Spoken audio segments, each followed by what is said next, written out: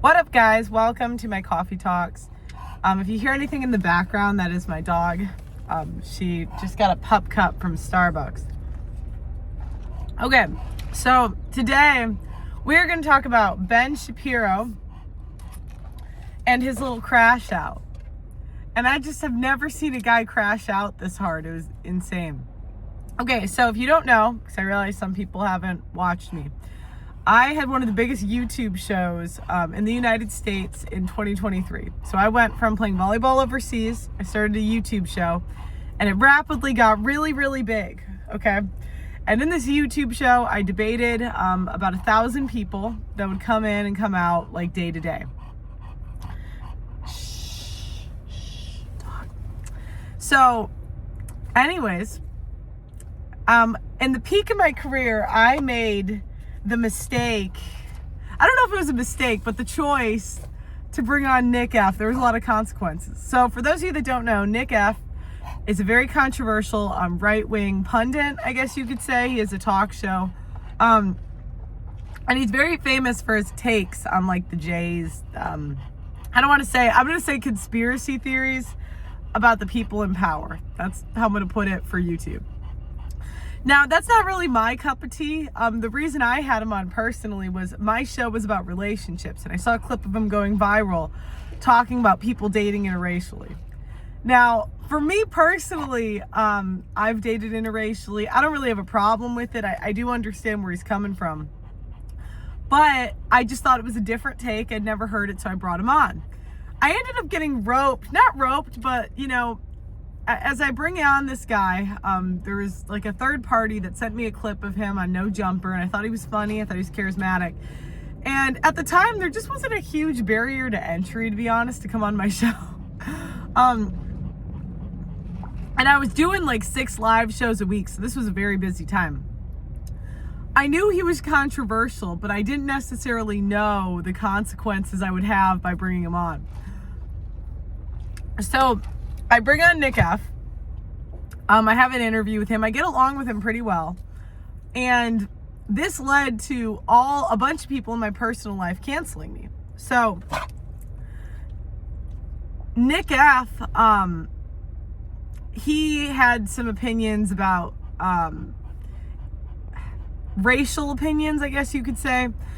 So basically everybody I knew, or a good chunk of the black people I knew, just crashed out on me. And like, I had a co-host that called me a colonizer. I had a bunch of my friends crash out on me. It made it very awkward. I went to volleyball, and these girls on my team were really mean to me for having them on.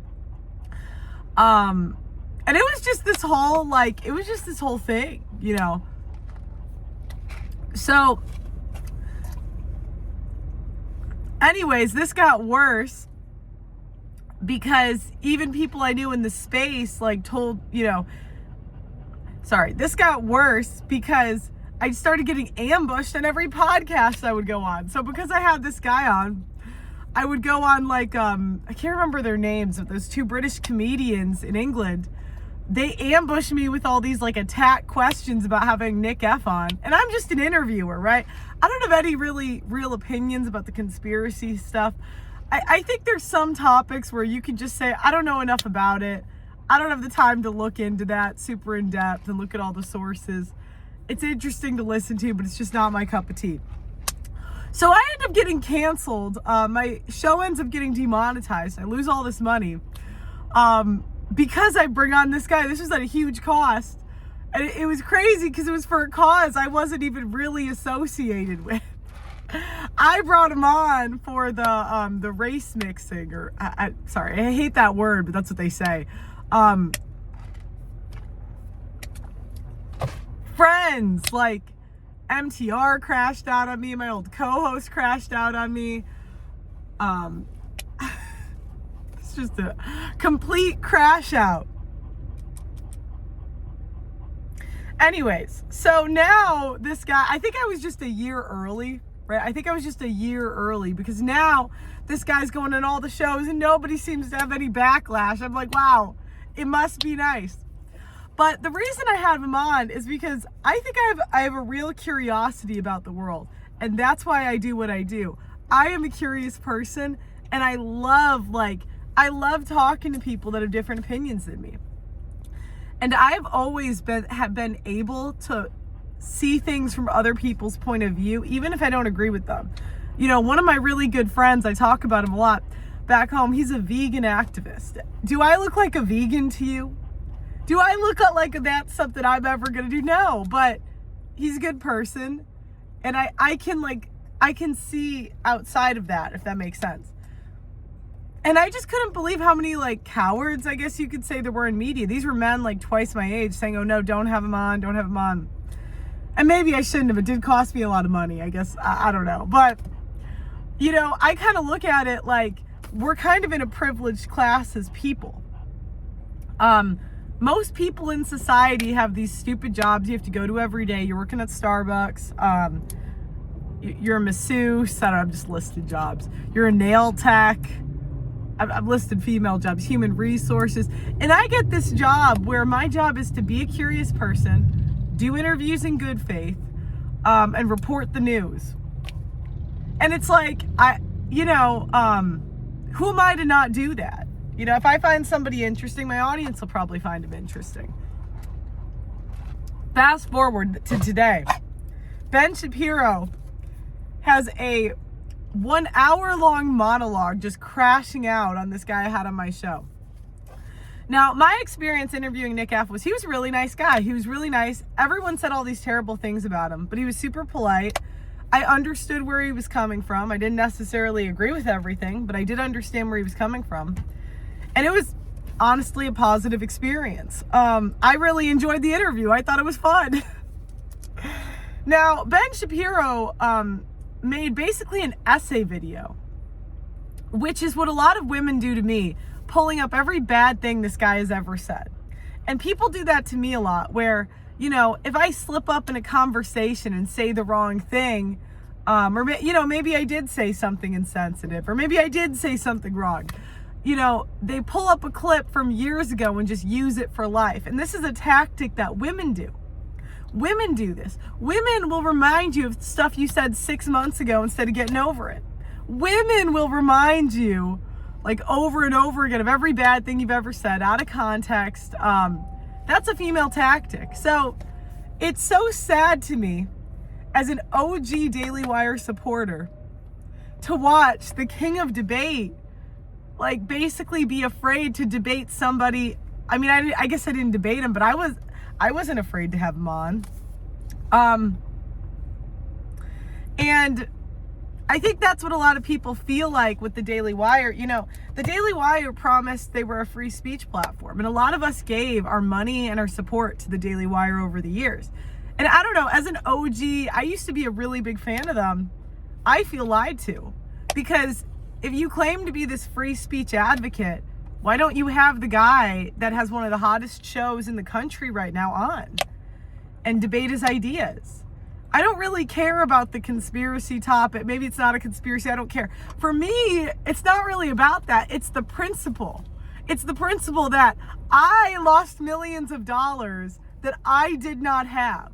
I had to cut all of my staff for having him on. I had to do all this bullshit for having this guy on. And the guy that's worth $100 million,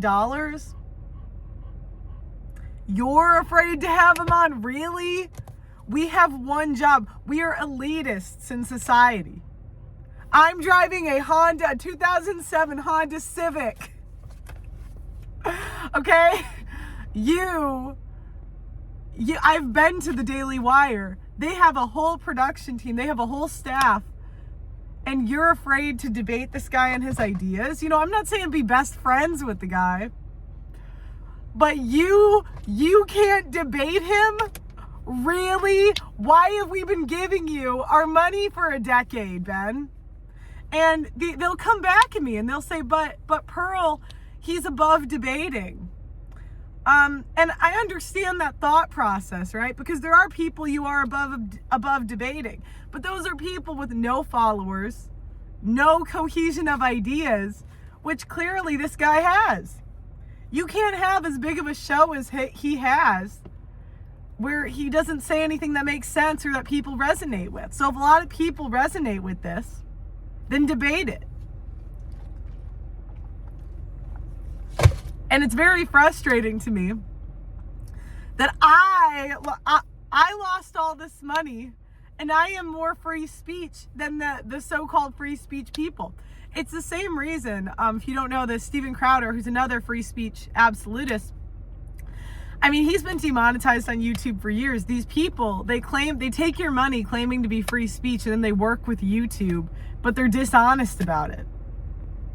They're not honest about the fact that they adhere to the YouTube guidelines in order to stay monetized. I understand why they do it, because it's very difficult getting kicked off. I mean, it happened to me. Oh my God, that was the worst year of my life. But do you understand what I'm saying? It's so frustrating. I am pissed. I'm watching this, and as a viewer, I am pissed. And I don't have an opinion one way or another about this J topic. I don't have an opinion on it. I'm agnostic. I'm just a viewer. But I do have an opinion on free speech. It's like, how dare you? How dare you take all these people's money for a decade and not debate him? Myron's lost everything. Myron's lost millions of dollars. I've lost millions of dollars. Sneeko's lost millions of dollars. The Tates have lost millions of dollars.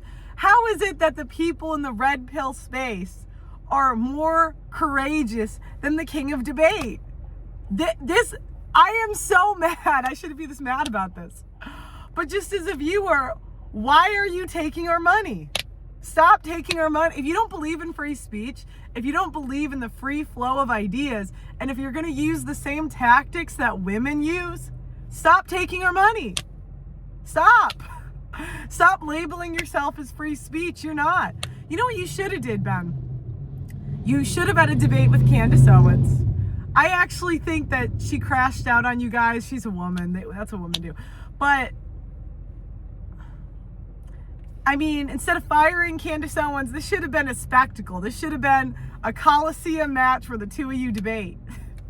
And I think Ben could have taken Candace Owens. But now you got to debate the king of this topic. I lost everything. I lost everything because I actually believed in freedom of speech. I really did. I believed in talking to people that had different opinions than me, whether or not I agreed or I disagreed. And it is sad to watch somebody that we have all given our support and our money to for a decade be a coward on this. Be a coward. What return the money. That's my final take. Return the money. Give us back our money, because obviously you don't put your money where your mouth is. So anyways, I'm sorry to be yelling during this, but I am so disappointed as a fan. I'm so disappointed. Okay guys, let me know what you think in the comments. Make sure you like the video, subscribe to the channel, and I'll see you next time.